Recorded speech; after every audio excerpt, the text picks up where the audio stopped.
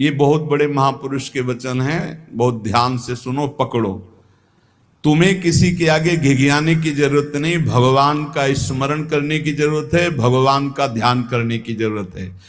जैसे जैसे कोई भगवान का ध्यान करता है तो भगवान के सब सद्गुण उसमें आने लगते हैं। चाहे वो सगुण साक्षात्कार करना चाहे या निर्गुण साक्षात्कार, उसमें योग्यता आ जाती है। म्याणे विठ्ठल ब्रह्मो नवे त्वाचे बोलो नाई कावे। महाराष्ट्र भाषा में कहते हैं मेरे तो सर्वस्व ब्रह्म विठ्ठल भगवान है, तुकाराम जी कह रहे हैं। अब मुझे किसी की बात सुनने की जरूरत नहीं है कि ब्रह्म कौन है, मेरे तो विठ्ठल ब्रह्म है।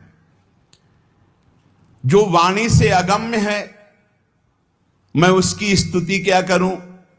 वेद भी जिसकी नेति नेति कह के चर्चा करते हैं, मैं उसकी क्या चर्चा कर पाऊं। पर मेरी वाणी को नशा हो गया है उनकी चर्चा करने का। आहा, मेरी वाणी को नशा हो गया, बिना उनकी चर्चा किए, बिना कीर्तन किए, बिना गुण गाए हमें चैन नहीं पड़ सकता। कोई ना हो तो ठाकुर जी को श्रोता बना के सुनाने लगो, ऐसा नशा होना चाहिए। सुनो, अपनी चर्चा आप ही सुनो, ठाकुर जी के सामने बैठ जाए और वाणी लेकर उन्हीं की चर्चा उन्हीं को सुनावे। संसारिक आदमी कर्मेंद्रियों से प्रेरित होकर कर्म करता है, वासना से प्रेरित होकर नाना प्रकार के सुख दुख भोगता है। पर हम कायिक, वाचिक, मानसिक केवल अपने विठ्ठल के लिए कर्म करते हैं, ये बात समझो। संसारिक आदमी कर्मेंद्रियां भाग रही भोगों की तरफ, कर्म करता है, पाप या पुण्य, सुख या दुख भोगता है। लेकिन भक्त कायिक, वाचिक, मानसिक अपने प्रभु को सामने रख करके चेष्टा करता है और उसका कोई ठौर ठिकाना प्रभु के सिवा कोई है नहीं। और प्रभु आनंद सिंधु है, वो हर समय आनंद में मस्त रहता है, कहीं किसी और का प्रयोजन नहीं रह गया है। तुकाराम जी के सब जगह विठ्ठल तू ही तू मुझे दिखाई दे रहा है। तन, वाणी, मन ये सब तेरे चरणों में अर्पित हो चुके हैं। भगवान अब मेरा कुछ नहीं बचा, केवल आप ही मेरे बचे हो। ये हम लोगों के लिए आदर्श वचन है, हमें ऐसा होना है, प्रभु के सिवा हमारा कोई नहीं। अभ्यास बल में बहुत बड़ी ताकत है। अभ्यास बल हो जाए तो व्याघ्र और सर्प को भी अधीन किया जा सकता है। व्याघ्र बाघ को और सर्प को, अभ्यास बल। देखो जो बचपन से अभ्यास करवा लिए सिंह आदि का, तो ऐसे बछड़े की तरह हाथ फेरते हैं, साथ खेलते हैं, कोई फर्क। सांप पकड़ने वाले जो सर्प मित्र होते हैं, इतना बड़ा अभ्यास कि बड़े से बड़े विषैले सांप को 5 मिनट में अपने वश में करके, व्याघ्र और सर्प को अपने वश में किया जा सकता है। अभ्यास से विष को पचा लिया जाता है। जब उड़िया बाबा ने सुना कि एक महात्मा 10 ग्राम संख्या जहर रोज खाते हैं, तो कहा इसमें तो 10 आदमी मर जाए, ऐसा हो ही नहीं सकता। तो उन्होंने कहा महात्मा है तो उनका पता बताइए, मैं जाऊंगा।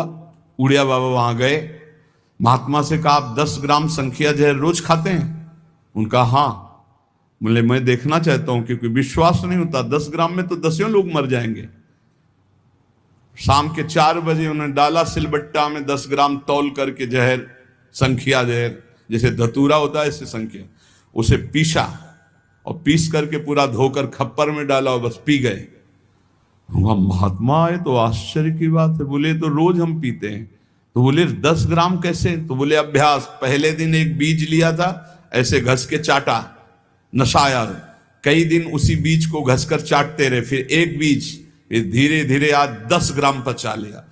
तुकाराम जी कह रहे हैं अभ्यास का बल करे तो व्याघ्र और सर्प को वश में कर ले। तो मन को वश में नहीं किया जा सकता, इंद्रियों को वश में नहीं किया जा सकता, अभ्यास से किया जा सकता है। अभ्यास योग युक्त ने चेतसा नान्यगामिना, अभ्यास से हम विष को पचा सकते हैं। अगर हम रोज भगवत कृपा से अपमान को पचाना सीख जाएं तो बड़े से बड़े अपमान को भी, निंदा को भी मुस्कुराते हुए सह सकते हैं। अभ्यास अभ्यास से वेदों का अर्थ समझ लिया जाता है। वेद पाठ का अभ्यास करो, धीरे धीरे वेद अर्थ समझा। इसलिए कुछ दुष्कर नहीं है, तुम अभ्यास में आओ। मेरा भजन में मन नहीं लगता, अभ्यास करो। अभ्यास में तुम जितना आगे बढ़ोगे उतने ही उच्च अवस्था को प्राप्त हो जाओगे। अभ्यास में बहुत बड़ी दम है। अभ्यास एक एक कदम बढ़ाते चले जाओ। अभ्यास एक एक इंद्रियों पर विजय प्राप्त करते चले जाओ। अभ्यास असाध्य को भी साध्य कर दे। इसका कारण तुका कहता है कि अभ्यास भजन का कर लो तो आप सिद्ध हो जाओगे। अभ्यास से सब कुछ हो जाता है।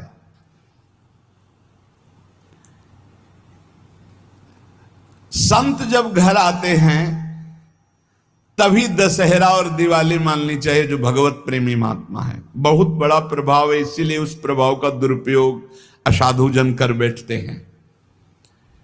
मूर्तमान परम पवित्रता और तीर्थ चलकर आज आ रहा है, ऐसा अनुभव होता है जब संत आते हैं।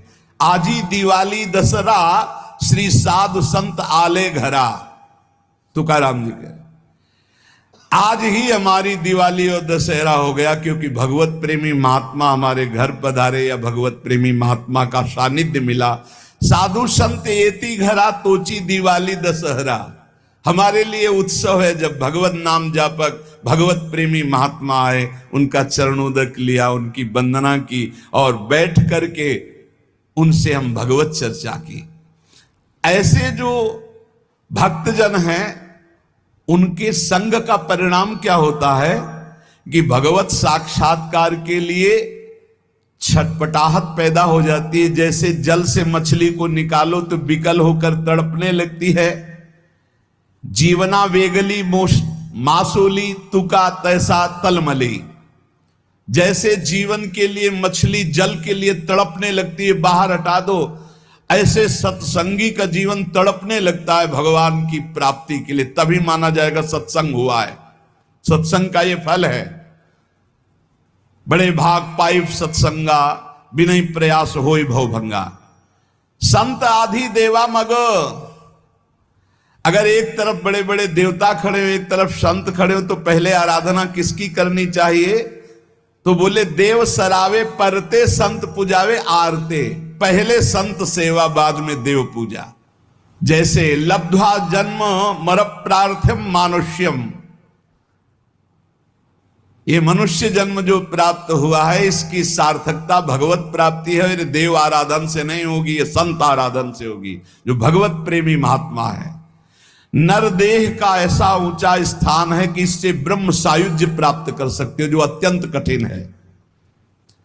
नरदेह की स्तुति बड़े बड़े देवता करते हैं, इसलिए तुम्हें वही नरदेह प्राप्त हो गया है। तुकाराम जी कह रहे हैं तुम सच्चिदानंद पदवी को प्राप्त करने के लिए सच्चिदानंद में डूबे हुए किसी संत महात्मा के मिलन की आकांक्षा करो। भगवान से प्रार्थना करो कि मुझे अपने प्रेमी संत का सानिध्य दे दो। उनकी कृपा दृष्टि से आपका मार्ग खुल जाएगा सायुज्य मोक्ष का। इस लोक को देखो, लोगों की क्या दुर्दशा है। देह मिलने पर भी क्या धन्य हो रहे हैं क्या? नहीं। तो जो विट्ठल के दास हुए वही धन्य हुए। जो विट्ठल विट्ठल ऐसे कहते आयु व्यतीत कर रहे हैं, वही सच्चिदानंद पदवी को प्राप्त होते हैं। तुका कहता है मानव जीवन में तू भजन कर ले, बिना भजन के कुछ सार्थक नहीं जीवन। देखो ना भगवान कितना प्यार करते हैं। रीछ बानर कौन सी पवित्रता धारण करते हैं, लेकिन भगवान वृक्ष के नीचे बैठे और ऊपर डाल पे। प्रभु तरुतर कप डार पर ते किए आप समान। ग्वाल बाल अपने मुख की छाछ भगवान के मुख में डाल रहे सखा मंडली। देखो ना प्रेम हमारे विट्ठल का। तुकाराम जी कह रहे गोलियांची ताकि पिरे कोण पोरे चांगली। ग्वालों के मुख की छाछ पी रहे, तभी तो ब्रह्मा जी को मोह हो गया। ये भगवत प्राप्ति कोई कठिन नहीं, बस चौपड़ का खेल समझ लो। चूक गए तो गोटी मारी जाएगी, गोटी मारना भवबंधन में फंस जाना, गोटी निकाल ले गए जीवन मुक्त हो गए। चौपर का खेल। सारी जी मरी झूठी बाती सारी, बद्ध मुक्त वारी बातकारी। कोई जीवन मुक्त होना कठिन नहीं है। लूडो का खेल, चूक गए तुम्हारी गोटी मार दी गई, और सावधानी से अपने अंक को गिनकर गोटी को बचाते हुए निकल गए, जीत गए, जीवन मुक्त हो गए। ने गोटी मार दी जाएगी, खेल है एक ये। सारी वही गोटी, सारी मारी गई, सब झूठा हो गया, खेल बेकार हो गया, हार गए।